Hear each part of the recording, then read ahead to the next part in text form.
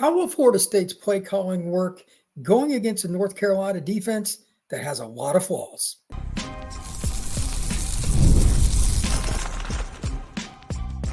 You are Locked On Seminoles, your daily podcast on the Florida State Seminoles. Part of the Locked On Podcast Network, your team every day. Welcome back into Locked On Seminoles. I am your host, Brian Smith. Thank you for making this your first listen each and every day. I truly appreciate you stopping in to talk some Noles with me. Today's show is brought to you by FanDuel. New customers can place a $5 bet and you'll get started with $150 in bonus bets if you win on your first $5 bet. Visit FanDuel.com to get started. Play calling.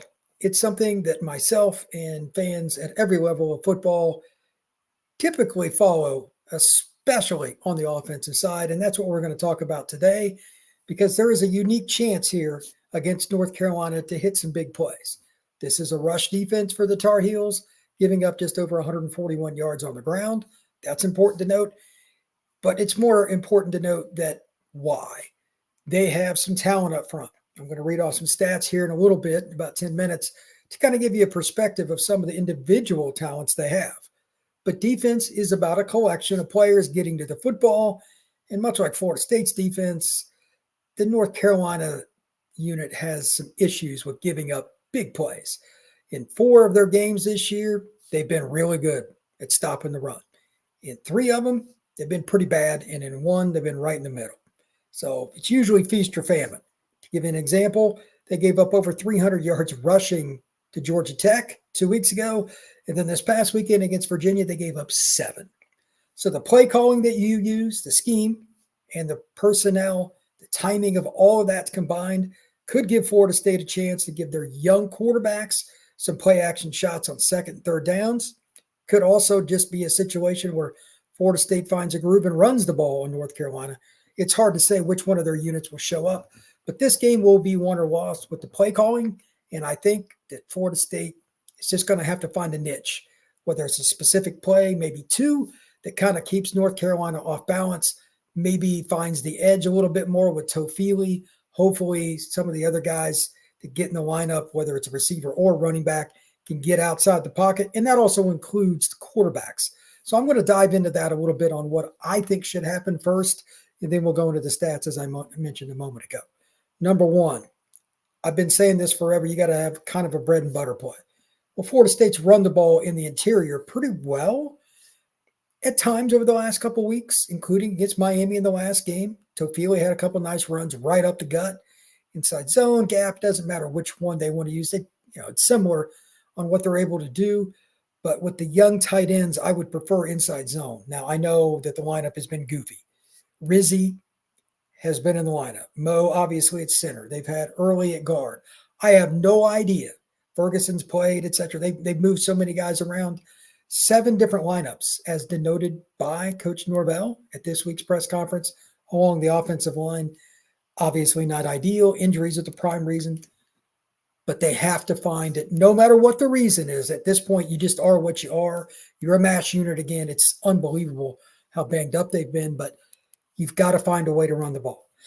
Excuse me. If they're able to do that, let's say average 3.5 to 4 yards per carry, just kind of a round number there on first down. You give Luke and Brock, whoever's in the lineup, I assume both will once again play. I don't know, but I assume both will play. If you can give them some second down shots, they both throw the ball well down the field. And can you also protect them off play action? It takes a little longer, some of these slow developing plays, to not only recognize who's open, but get the ball there, because you got to wind up on some of these. These could be some 40 and 50-yard passes. Carolina gives up big passing plays. That is something I denoted a few days ago, and I'll go into more detail about that probably tomorrow. But Carolina's defense can be had. I hate putting all the pressure on the coaches, but you got 2 really young quarterbacks, a redshirt freshman, true freshman. That's not easy, man. It's really going to be on the coaches here, because Carolina's defense also has 4 or 5 guys that are going to make it to NFL training camps in some capacity. Some might even be drafted. Rucker, Ritzy, some of these guys up front, they're not going to be very friendly to block. And they got a really good linebacker, and they got a couple of DBs. They have the ability to be ball hawks. But again, if you can keep them all balanced, the big plays are there. So my first thing here, number one, can Florida State pass protection hold up? That's a problem for me. I'm not sure they can. But the way you alleviate it is number two, first down runs. I talk about that on every show that I preview going against the opponent's defense each week. This week is another prime example of it. I'm not saying it's more important than it was against Miami, but it's at least right up there. This defense can be had. What's the niche? Because when they figure you out, you're in trouble. I mean, they gave up 7 yards to Virginia. Virginia's terrible up front, but still 7 yards. So you have to be able to find that play and find it early to keep them off balance. If not, it will be a long day because 3rd down and 6 with young quarterbacks against their front will end very poorly for the Florida State Seminoles. Period. Again, you cannot be in 3rd and longs in this game again. There's got to be more 3rd and shorts. I know last game it was goofy with more than a few of the plays, 3rd and long being converted. I think it was 2 of 4 and 0 for on 3rd and short, which that is one of the worst stats I've ever seen. That should never be that way, but whatever. Florida State needs to be in more manageable situations so they have the option to run. You can't be in long yardage all game long. That doesn't work. So first down runs are key. The other thing here, number 3, as an extension of it, and I don't care which way this is, whether it's Brock or Luke, I expect to see even more quarterback run by design. And as the players get a little more comfortable in the pocket, Ward only knows they don't have much pocket sense with the rush yet, you're going to see a little bit earlier for them to say, okay, this play's not working out down the field for whatever reason. I'm going to use my legs, go get us at least a few yards, if not pick up a first down. Both of them can go. I'd mentioned that once we heard DJ was banged up, started talking about him. I'm like, both these guys can run. I didn't even know how quick they were, and like straight line speed. I mentioned this, I believe it was yesterday's show.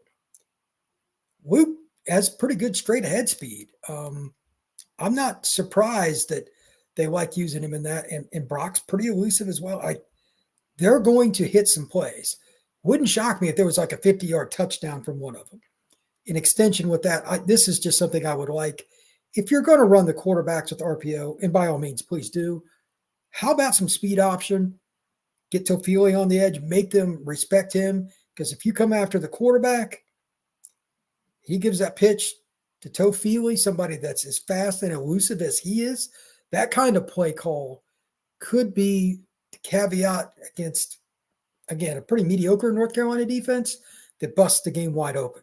It is not fun to try and tackle Lawrence Tofili one-on-one. It is very hard, in fact. So I think that's important.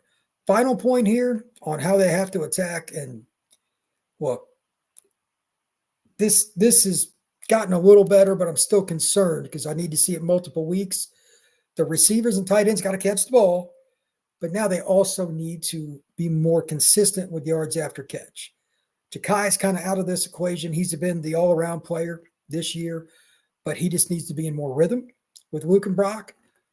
And now you're starting to see Amari and Landon, the 2 young tight ends that are freshmen, get in lineup. More from Malik.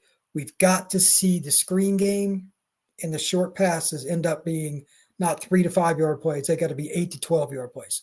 Make the first guy miss. Because if you don't, you're not going to maximize. You're not going to keep North Carolina's offense, which Jacoby Criswell is a pretty good player. If you don't keep them on the sidelines, it's going to be tough. In this game right now, I think Carolina is like a 2-point favorite or something like that. I forget what the number is, but this should be a close football game. One drive, one play that you extend the drive by making a guy miss. Maybe you just get a field goal out of it. Of course, you got Fitz, maybe the country's best field goal kicker. Might be the difference between a Florida State win and a loss. So that's something to think about. Overall, play calling, though, is going to be huge against North Carolina. Next, we're going to talk about the players for the Tar Heels that I think are the most likely to be playmakers against Florida State. Hey, Florida State fans, it's time to recognize the Roy Player of the Week. So far this season, we pooled over $20,000 to support players on Roy. Micro deposits lead to massive change. Never forget that. So with the Roy app, you can directly support the athletes that you love, ensuring that all funds go to the specific player that you select. Unlike collectives, you know exactly who your support is going to, and even when they receive the exclusive content like personal videos and updates throughout the season. The best part, it's risk-free. If the athlete transfers or doesn't deliver the content, you get your money back. This week, I'm supporting Luke Kromenhoek for his effort off the bench against Miami. I just pitched in $100, and I'll love for you to join me. Even with $10, it makes a difference. Let's show Luke Kromenhoek how much you love his effort for the Noles and keep him connected to Florida State. Remember, pay today, celebrate tomorrow. Your support sets up the Noles for success. Please make sure you do this. Don't miss out on Roy's exciting giveaway. Win 2 tickets in a game this November. Just download Roy, create an account, and enter referral code LOCKEDON, and you're entered. Already on Roy? No big deal. Just any contribution to an athlete's campaign also gets you entered automatically. No purchases necessary. Void where prohibited. Download Roy now and join the NIL game with no subscriptions and no fees. And be sure to check out on Instagram, Facebook, and X at Roy_return on you for more info. Roy, support the players and change the game.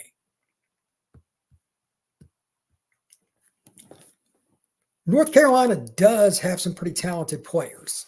This isn't going to be just a pushover game, but again, I think the matchups are there if the play calling is right. I couldn't say play calling is key more in this show. Take nothing else from it. Please, once again, remember, play calling is key.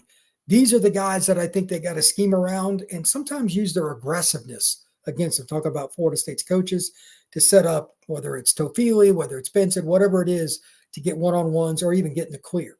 First guy I want to mention, this is their leading tackler, obviously an important player, Antavius Lane, really good player in the back end, but he will come down in the box. He's a pretty good open field tackler. He's got 54 tackles, 4.5 tackles for loss, a sack, 2 pass breakups, and 2 forced fumbles. He's also a Florida kid. He's from West Palm, so this game's probably going to be pretty important to him. Linebacker Power Eccles, this is a guy that's been around. He's really good. Close to the leading tackler. He has 53. He's one behind Lane. He's got a half sack, half tackle for loss, 4 pass breakups. I want to come back to that in a second, and a couple quarterback hurries. The pass breakups are what worry me. One of the things that young quarterbacks, and really a lot of quarterbacks, struggle with, throwing in the middle of the field short. If you are not wide-eyed in the middle of the field, check downs, throwing the ball on a crosser, that linebacker is hunkering down behind a D lineman close to the line of scrimmage. The last second, he just backs up, reaches up and grabs it. That could be a pick 6. This guy could be that kind of player, especially against a young guy like Luke or Brock. I'm a little bit concerned about that. Again, 4 pass breakups, and he's a veteran. He's a senior. Watch out for Power Eccles. On the edge, 3 sacks against Virginia this last week. He was a big-time recruit, came in Rucker. That's a guy I'm concerned about. He had 8 tackles, so he's involved. He's not just a pass rusher. He's plenty strong enough. He's plenty big enough. He's got the experience. He's got the stats to back it up. Can Florida State pass protect with 5? Against him, I'm very concerned about that. I'm going to go with no unless Darius is the one blocking him. And before anybody asks, no idea if Darius is going to play until otherwise proven. I don't care what Mike Norvell says. As I've mentioned all the time, I do not trust coaches in press conferences as it relates to injury news. That's not going to change. Next, on the interior of the defensive line for the Tar Heels, one of the more unique guys, Javari Ritzy, 25 tackles, 6 sacks, 6 tackles for loss. I mean, he's a balanced player. 3 quarterback hurries, forced fumble. He's 290-ish, and he can get in the backfield. They'll move him around, do some different things. They run a hybrid front. Rucker will be a guy that stands up. Maybe they could run some double eagle, which means they'd have 2 outside linebackers. Maybe one of them, they bring down Lane or something. You're going to see some different fronts. This week, I don't care how much film that the Noles study, with young quarterbacks, guarantee you, because I would do the same, they're going to show different fronts. They're going to, that double eagle really worries me. 2 guys like at a 7 technique outside the tackles or the tight ends to speed rushing. That doesn't give me warm and fuzzies. That's what I would do if I was Carolina. I would make the quarterback think before the snap. That's when things usually go haywire. Hey, this really talented and experienced player is lined up wide. He's coming. Once the quarterback starts thinking about that, forgets where his reads are, the order, his footwork goes to hell, you have to be careful with that. So curious to see if Florida State chips or doubles Rucker and or Ritzy at any point and can do it with 5. Can they block with 5? If they can't, man, it's tough when you got to keep in a running back and or a tight end consistently. That's really hard on you. Finally, the guy that in the secondary is a coverage guy has the most statistical prominence. Elijah Huzzy, 22 tackles, 4 tackles for loss, 1 sack. But most importantly for him, 7 pass breakups. Florida State, again, I mentioned a few moments ago, Power Echols is the kind of linebacker gets his hands on the football, experienced, savvy guy in the middle of the field. If Florida State's going to avoid anybody, it's probably Huzzy. For good reason. Sometimes this is straightforward. Far easier to avoid a corner than it is the linebacker. Linebacker splits, they cover the running back, they cover tight ends. They're in the middle field against the receivers. So I'm a little more concerned about Echols getting that shocking pick, maybe pick 6. That's my biggest concern. I think Florida State will avoid Huzzy, but they can't avoid him in this other way. He's got a punt return for a touchdown. Curious to see. I mean, Florida State's special teams have been good, but that's a guy I don't want him to have his hands on the football. Very, very good athlete. When we come back, I'm going to talk a little bit more about my thoughts on attacking these guys. And then I'm also, just for the fun of it, on some really good comments that we've had here recently on Locked On Seminoles. I'm going to mention 3 comments that were on the Locked On Seminoles YouTube page and give a shout out to the people commenting. That's next on Locked On Seminoles.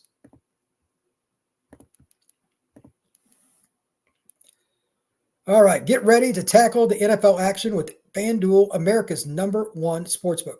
Right now, new customers can bet $5 and get $150 in bonus bets if you win on your $5 bet. FanDuel Sportsbook allows you everything you need to place live bets on NFL all in one place. So you get a hunch in the middle of the game, you can check on the latest stats, view live play-by-play, and so much more on the same page where you place your bets. Visit FanDuel.com to join today. You'll get started with $150 in bonus bets if you win your first $5 bet. That's FanDuel.com.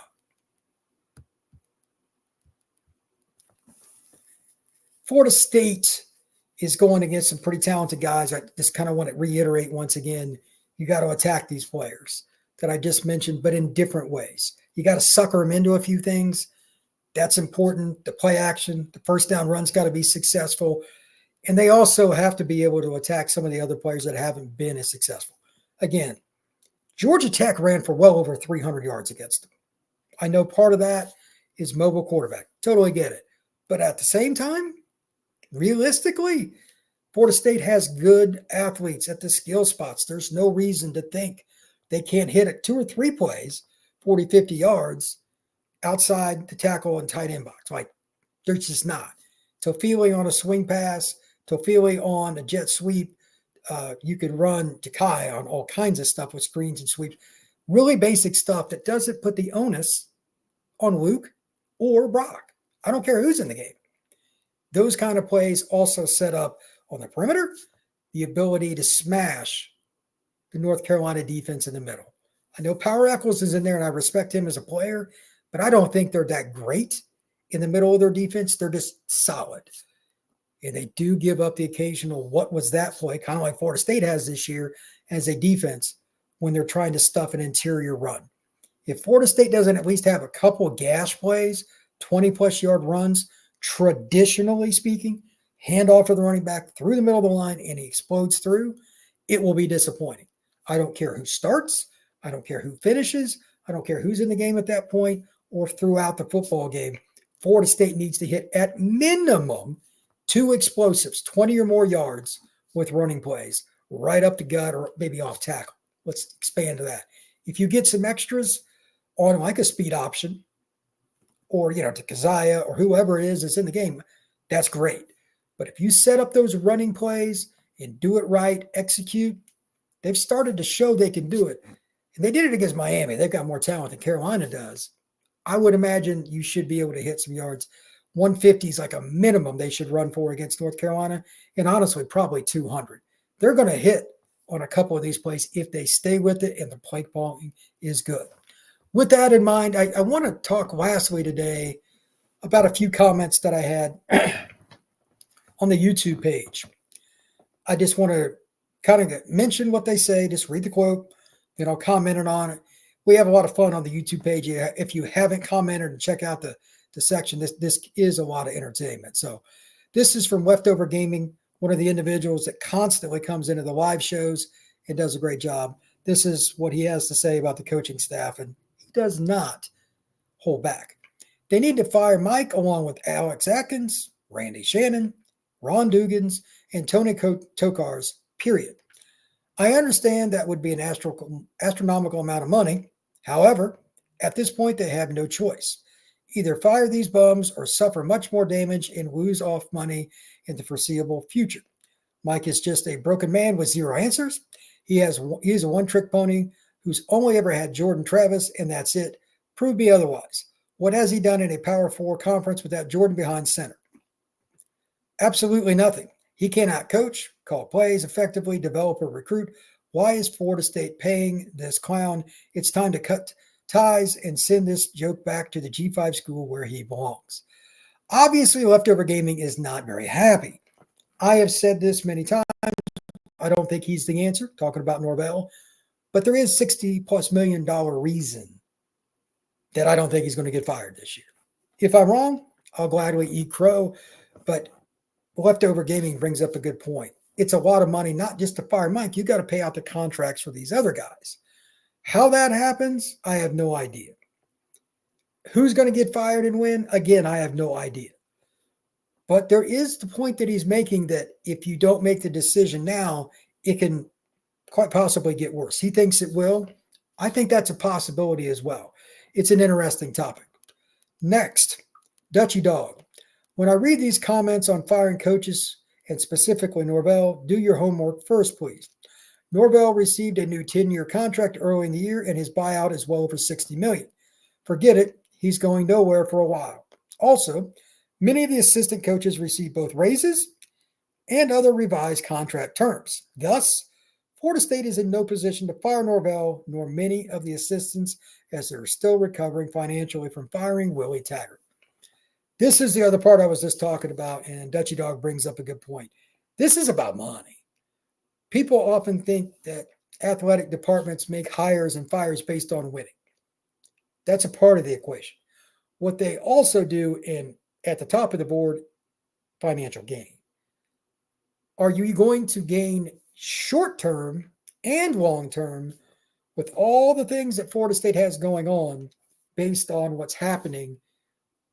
I would say no. You got stadium renovations. You got the ACC, just the lawyers. I can only imagine what they're paying. And you have all the court fees with that, of course. And you're still trying to circumvent the money the ACC is giving you in conjunction to what the other schools are making in the Big Ten and the SEC. Like, the difference is massive. Firing everybody that we were talking about in the first post with Leftover, yeah, that's hard. I expect some assistants to roll, at least 2 or 3. I do not expect Mike to go. And I think Dutchy's probably right. It's going to be hard to get rid of Norvell right away. Final one, a little shorter too. Corey Bowley. Norvell needs to stop relying on the transfer portal. He needs to realize that high school recruiting is more important. You use the portal to fill in gaps, not as your main recruiting resource. He's not wrong. If you think about football recruiting, there's a couple advantages. You did the scouting over a period of time. You got to know the young man and or his family and or his coaches, etc., more than you did prior. So Corey Bowling is right. That's a great way to do it. The portal gap stop kind of deal, that's also important. Florida State had to do a little more than they probably wanted when Norvell first came, taking transfers, etc. He inherited Jordan Travis, who had just gotten there. They were pretty fortunate with that, but they also hit big with some key names that probably more than was a stopgap kind of deal. I don't think Florida State can do that year to year, and I'd mentioned that last spring, but I certainly didn't expect a 1-7 start to the 2024 season. This is something that Florida State has to figure out while still in the midst of a bad year and they're losing recruits and, quite frankly, hemorrhaging on the recruiting trail. If they don't make the right changes and the 26 class doesn't start well mid-December through, say, late February, that will be, to me, the final nail in the coffin for Norvell, and it'll just be a walking dead man thing. If they don't hire elite assistant coaches for whoever leaves, they're in trouble. It's arguably the most important thing he can do to have any chance to save his tenure in Tallahassee. Elite, proven, justified, motivated, right now motivated recruiting coaches that are also good coaches. I don't know who's going to go, but they've got to hit the high school ranks better, more continuity. You know them better. It's likely that you're going to get a better fit because you have more information. Portal's just more difficult. Yeah, I know they've hit for a while, but this year's an example, although an extreme one, that the portal can go sideways too. So Florida State definitely has to get back in a habit of recruiting at a higher level with the high school ranks. If not, this program is just not going to get back to where it needs to. Thank you once again for making Locked On Seminoles your first listen each and every day. Please hit that like button, that notification bell, and subscribe if you have not already. Share this podcast if you could, and comment. Like I just mentioned, got several people commenting all the time on the YouTube channel. If you get a chance, check it out.